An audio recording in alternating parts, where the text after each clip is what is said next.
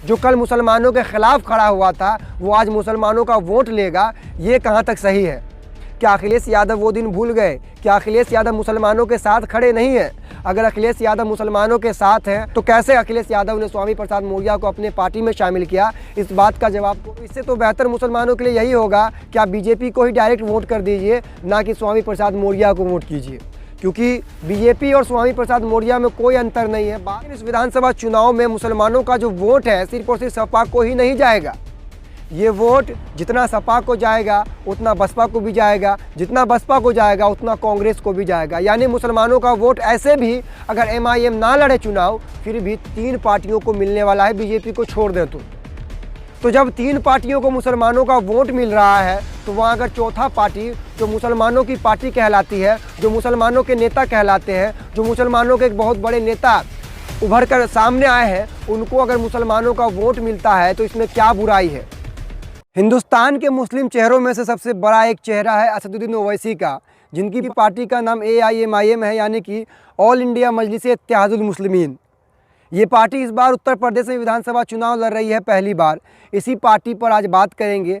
असदुद्दीन ओवैसी और अखिलेश यादव का गठबंधन नहीं हो सका।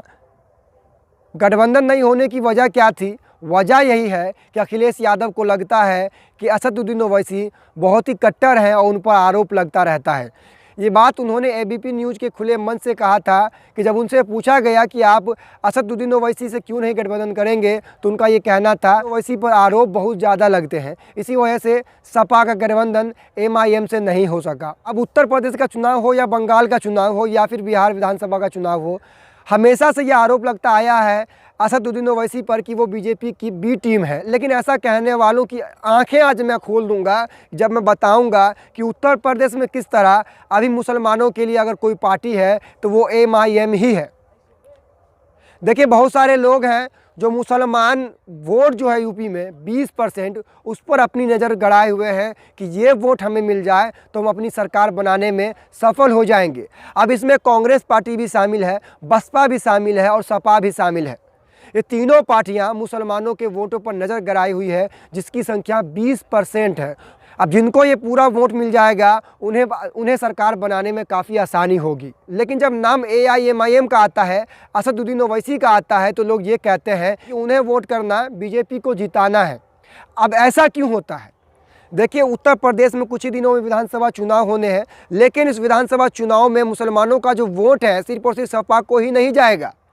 ये वोट जितना सपा को जाएगा उतना बसपा को भी जाएगा, जितना बसपा को जाएगा उतना कांग्रेस को भी जाएगा। यानी मुसलमानों का वोट ऐसे भी अगर MIM ना लड़े चुनाव फिर भी 3 पार्टियों को मिलने वाला है, बीजेपी को छोड़ दें तो जब 3 पार्टियों को मुसलमानों का वोट मिल रहा है तो वहाँ अगर चौथा पार्टी जो मुसलमानों की पार्टी कहलाती है, जो मुसलमानों के नेता कहलाते हैं, जो मुसलमानों के एक बहुत बड़े नेता उभर कर सामने आए हैं, उनको अगर मुसलमानों का वोट मिलता है तो इसमें क्या बुराई है? ये बात उन लोगों को बुरी लग रही है जो लोग आज इस बात पर खुश है कि आजम खान जैसे मुस्लिम नेता जेल में बंद है और उनके अलावा जो मुस्लिम रहनुमा है यूपी में वो जेल में बंद है, वो भी ऐसे आरोप में जिन आरोप का कोई आधार ही नहीं बनता है। उन लोगों को ऐसा लगता है कि असदुद्दीन ओवैसी अगर विधानसभा चुनाव लड़ेंगे यूपी में तो बीजेपी की जीत होगी।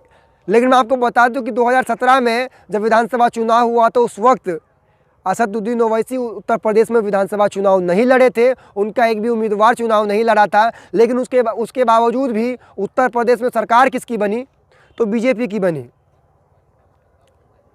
लेकिन जब 2022 में नई आगाज के साथ असदुद्दीन ओवैसी उत्तर प्रदेश में चुनाव लड़ने आए हैं तो लोगों का कहना है कि अगर मुसलमान ओवैसी को वोट देंगे, मुसलमान MIM को वोट देंगे तो वहाँ बीजेपी की सरकार बन जाएगी। वो लोग जवाब दें कि 17 में जब चुनाव नहीं लड़े थे असदुद्दीन ओवैसी तो कैसे वहाँ पर भी बीजेपी की सरकार बन गई थी, कैसे बीजेपी ने 5 साल पूरे हुकूमत की है। और सबसे बड़ी बात कि मुसलमानों को बीजेपी का नाम लेकर के हर पार्टियों के द्वारा डराया जाता है। जो पार्टी सेकुलर का चोला ओढ़े हुए मुसलमानों का वोट लेती है वो यही बात से लेती है कि अगर आप मुझे वोट नहीं देंगे तो बीजेपी जीत जाएगी। और 3 पार्टियां जो प्रमुख पार्टियां हैं उत्तर प्रदेश की वो तीनों अलग हैं, उन तीनों में गठबंधन नहीं हो पाया। अब चाहे सपा हो, बसपा हो, कांग्रेस हो, ये तीनों अहम पार्टियां हैं बीजेपी के अलावा उत्तर प्रदेश में, और तीनों अलग चुनाव लड़ रही है। तो इसका ये साफ मतलब निकलता है कि मुसलमानों का वोट तीनों को बटेगा। आपने देखा होगा कि एक के बाद एक मौलाना जो है वो मुस्लिम धर्म गुरु जो है वो बाहर सामने निकल के आ रहे हैं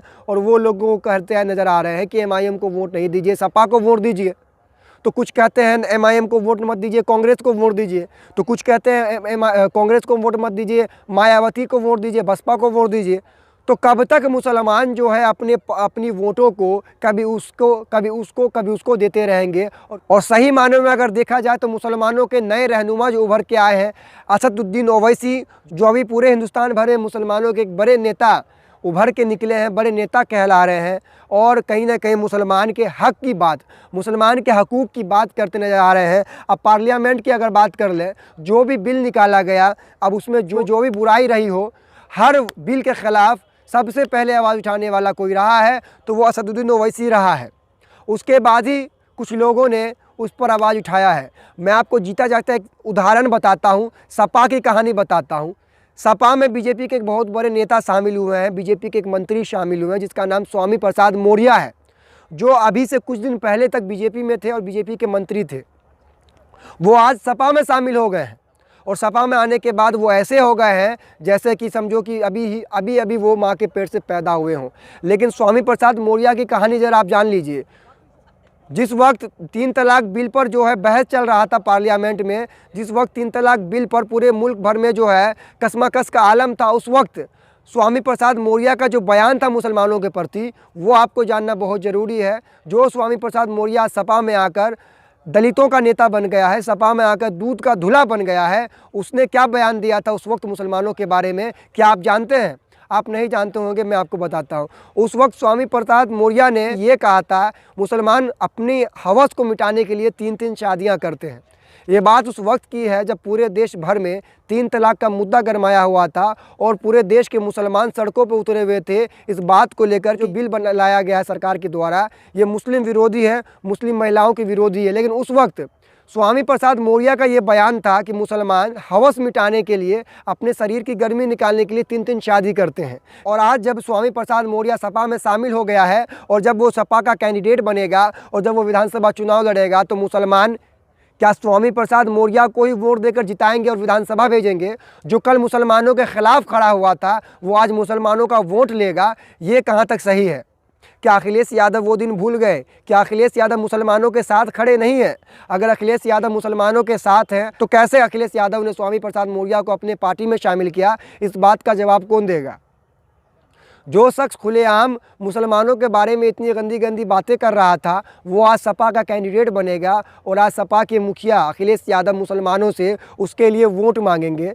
तो इससे तो बेहतर मुसलमानों के लिए यही होगा कि आप बीजेपी को ही डायरेक्ट वोट कर दीजिए, ना कि स्वामी प्रसाद मौर्य को वोट कीजिए, क्योंकि बीजेपी और स्वामी प्रसाद मौर्य में कोई अंतर नहीं है। बात तो अब उत्तर प्रदेश के मुसलमानों को अब ये तय करना है कि आपके सामने 4 पार्टियां हैं, सपा, बसपा, कांग्रेस और AIMIM। अब आपको किनके कैंडिडेट को चुनना है ये आपको तय करना है। आपको सपा का कैंडिडेट स्वामी प्रसाद मौर्य को चुनना है, या आपको कैंडिडेट चुनना है बसपा का, या आपको कैंडिडेट चुनना है कांग्रेस का, या आपको कैंडिडेट चुनना है AIMIM का, ये आपको तय करना है। लेकिन याद रखिएगा कि जिसे आज आप वोट कर रहे हैं वो कल आपके साथ आपके दुख दर्द में खड़ा होता है कि नहीं होता है, इस बात को जहन में रखना बहुत ज़रूरी है। क्योंकि अभी भी हुकूमत पूरे मुल्क भर में बीजेपी की ही है। न जाने कल कौन सा नया बिल बीजेपी के द्वारा पास कर दिया जाए, तो जब उस वक्त बीजेपी के ख़िलाफ़ खड़े होने की ज़रूरत हो तो याद रखिएगा कि आप जिसे चुनिएगा वो शख्स बीजेपी के ख़िलाफ़ खड़ा होने वाला चाहिए, ना कि बीजेपी के सपोर्ट में बोलने वाला होना चाहिए, ताकि कल दोबारा जब आपके ख़िलाफ़ कोई साजिश रची जाए तो उस वक्त वो रहनुमा आपके साथ कदम से कदम मिलाकर चलने वाला हो।